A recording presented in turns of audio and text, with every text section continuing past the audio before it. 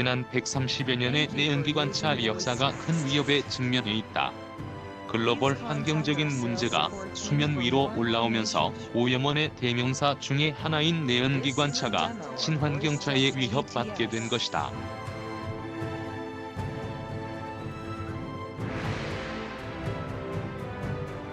특히 완전한 무공해 자동차인 전기차의 강세가 생각 이상으로 커지면서 전기차의 득세가 기하급수적으로 증가하고 있는 최근 국제 환경 기준이 강화되고 우리나라의 경우 미세먼지 문제 등이 국민적 관심사가 되면서 더욱 디젤 승용차 등은 퇴출의 의지를 정부가 내비추고 있어서 더욱 위축되고 있다고 할 수 있다.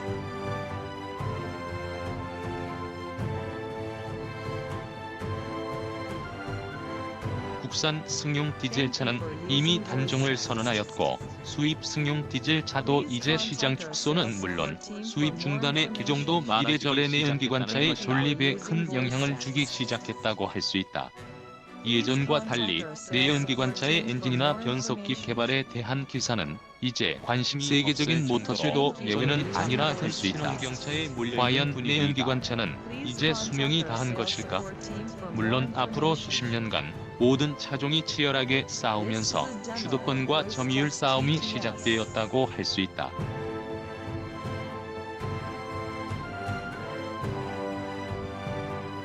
석유 자원이 존재하는 한 내연기관차는 존재하겠지만 최근의 흐름을 보면 전기차의 단점이 급격히 사라지면서 이러한 상태가 지속된다면 향후 10년 내에 전기차의 득세는 단순한 미풍이 아니라 주도권을 쥐고 시장을 흔들 정도가 된다는 것이다.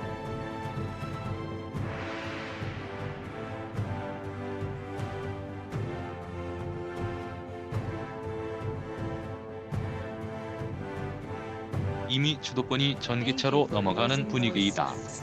기존 글로벌 메이커의 입장에서는 전기차의 득세는 수직, 하청 구조의 그만큼 급박한 확대는 기존 자동차 산업 생태계를 흔들고 일자리나 향후 먹거리 등 다양한 문제를 일으키는 어느 정도는 내연기관차가 버텨주어야 하는데 지금의 속도로는 버티기가 힘들다는 것이다.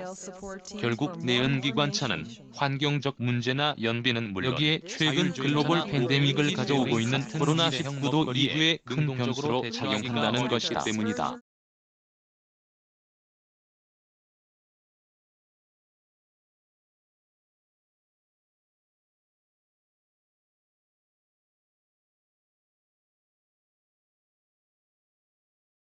결국 내연기관차의 한계는 연료를 태워 얻는 에너지의 한계를 벗어나지 못하는 만큼 최대한 완전 연소를 구현하고 잘 걸러서 환경적 영향을 최소한으로 해야 하는 숙제를 안고 있다고 할 수 있다.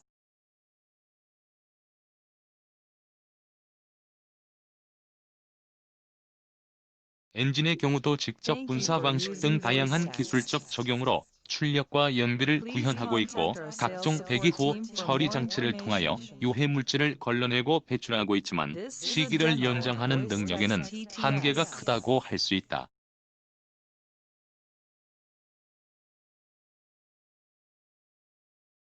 연식이 오래되고 주행 거리가 길어지면 최후에는 장치가 고장 나거나 기능이 떨어지면서 그대로 유해 가스가 노출되기 때문이다.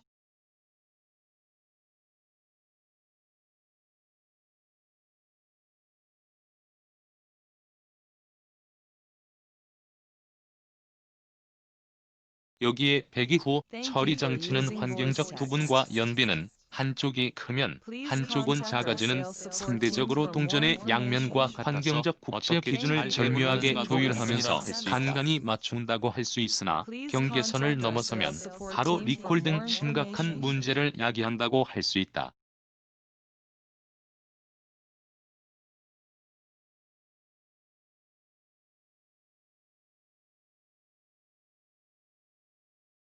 최근 글로벌 제작사들이 많이 경험하는 리콜 부분이 이러한 경계선 문제가 무너졌기 때문이다. 결국 엔진의 효율 등은 수천억 원의 비용을 들여도 수 퍼센트의 연비 향상과 간신히 조건에 맞는 환경적 개선이 이루어지고 있으나 생각만큼 효과는 적다고 할 수 있다. 포화되어 가고 있는 상태라 할 수 있다. 한 가지 경제적으로 해결하는 방법 중에 하나는 엔진 전에 탑재하는 배기 전 처리 장치와 후 처리 장치를 활용하는 방법도 있다고 할 수 있다.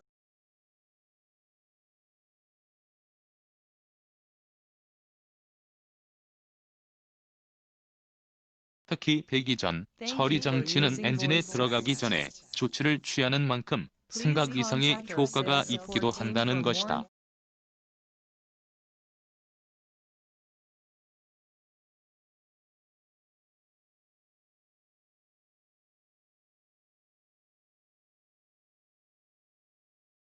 배기 후 처리 장치는 같은 압력을 배가시키면서 머플러로 빼내는 배기가스의 정도를 높이는 방법으로 역시 효과가 크게 기대된다고 할 수 있다.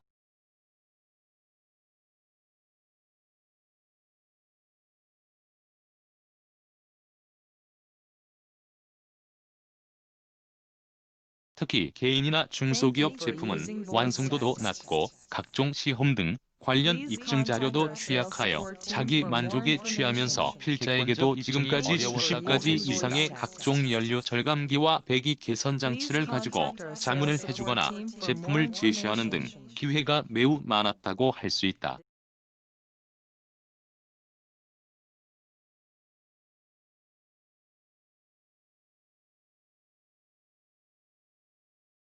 지금도 연구실에는 다양한 관련 제품이 곳곳에 존재하고 있다. 이 중 예전부터 생각 이상의 효과가 있는 장치가 이미 약 10여 년 전에 일명 토네이도라고 하여 트로틀 밸브 앞단 흡기 매니폴드 안에 장착되었던 날개라고 할 수 있다. 회오리를 일으켜 흡입되는 공기를 세밀하게 세분화하고 연료와의 혼합을 더욱 가속화시키면서 산소의 농도를 높이는 날개형 장치 제품의 장점을 실제로 시장에서 느끼는 기회가 많아지기를 기대한다.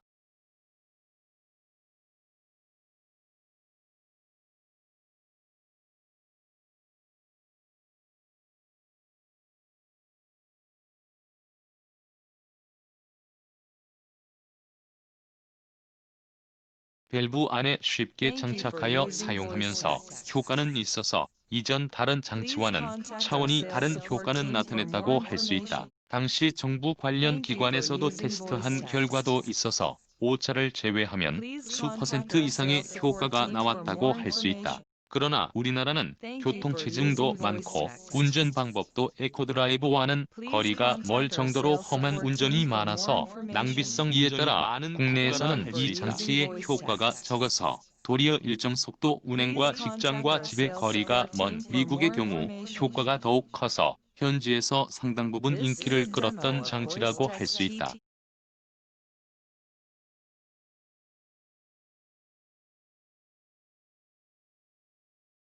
당시 장치에 효과가 있음에도 불구하고 일부 언론에서 다른 장치와 함께 묶어서 부정적인 언급을 하면서 아깝게 사장된 사례라고 할 수 있다.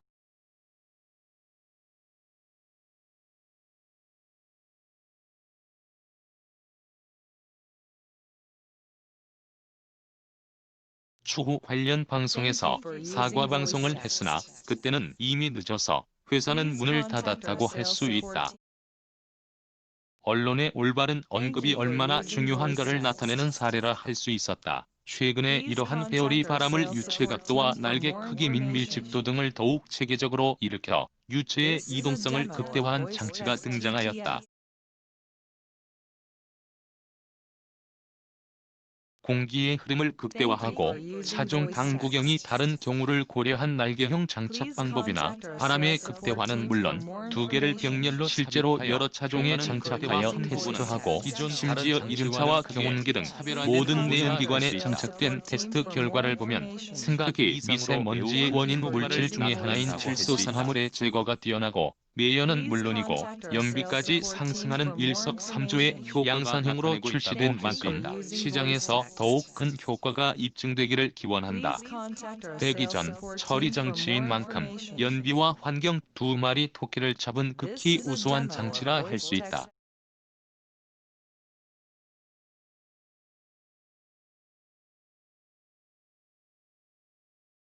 이와 함께 앞서 언급한 배기 후 장치와 유사한 원리를 응용하여 시험 중에 있다. 특히 앞서와 다른 점은 압력을 활용하여 배기를 더욱 촉진시킨다는 것이다. 가장 적은 비용으로 최고의 효과를 내는 장치인 만큼 이미 자동차 메이커에서도 큰 관심을 가질 만하다고 할 수 있다.